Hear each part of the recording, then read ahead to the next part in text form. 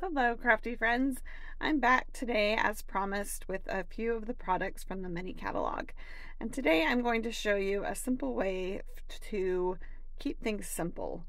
Scrapbooking is a lot of fun and it can be very involved and we can make things very elaborate, but sometimes it's nice just to keep things simple, and today's layout I'm going to show you how to do that with this new paper pack. So this new paper pack actually has 4 different papers in it, but they're double-sided, so you will end up with 8 different designs.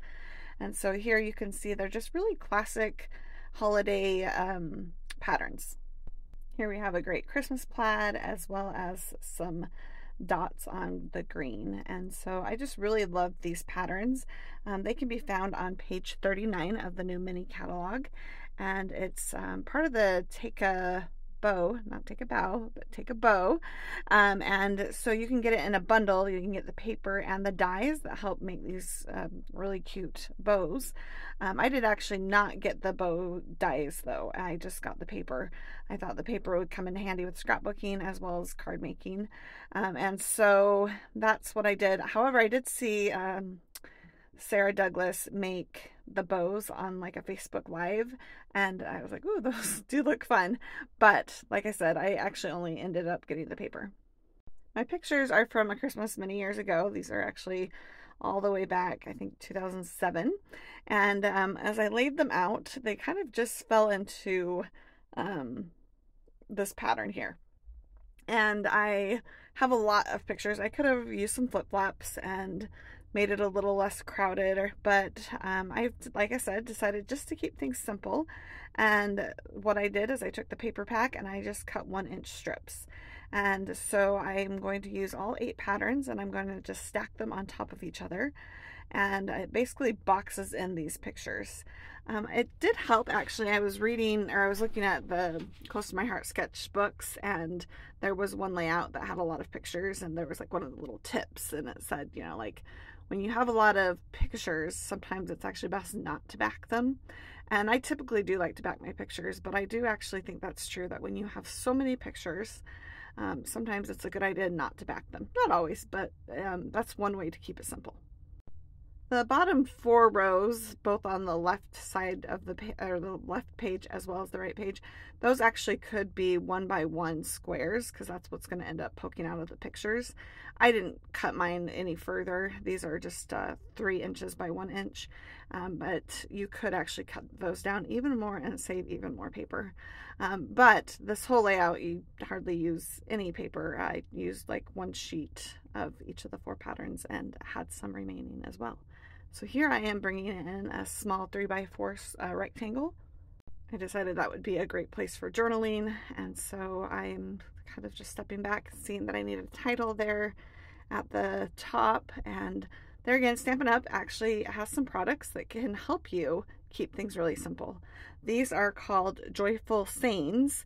They're also in the new catalog on page 15, but they just have really cute sentiments. Some are better suited for cards, but several of them will work for scrapbook pages. I really like these gold ones. But you can see like this Merry Christmas would work really well as a title or a subtitle. But I'm going to go ahead and bring in some of the gold script letter or words. And I found one that said Christmas and another one that said Joy. They actually aren't exactly the same size. The Joy is a little bigger, but I thought they kind of flowed together, and I liked the look of the, you know, Christmas joy. So after I have all that settled, I decide that I want to go ahead and bring in some inking. Before I do that though, I am auditioning these little stars. These actually come from the Joyful Images. It's on the same page as the Joyful Sayings, and decided that those would look really cute up there as well. So you will notice that I did actually put a border around my white base, and that's jade paper, and I will also ink around the white rectangle, the base. So here are those Joyful Images that I was talking about. They are just the right size for a page like this that has a lot of pictures.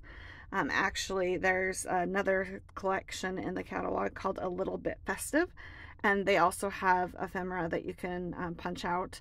And a lot of the images are very similar, but they're a larger scale. And that might work really well on some scrapbook pages where you don't have as many pictures. But for this, I thought with as many pictures as I have 8 pictures without any flip-flops, that the smaller scale worked better. And so I opted to use the joyful stain, or excuse me, the joyful images. You can see that I took some green ink and I went ahead and did some ink blending.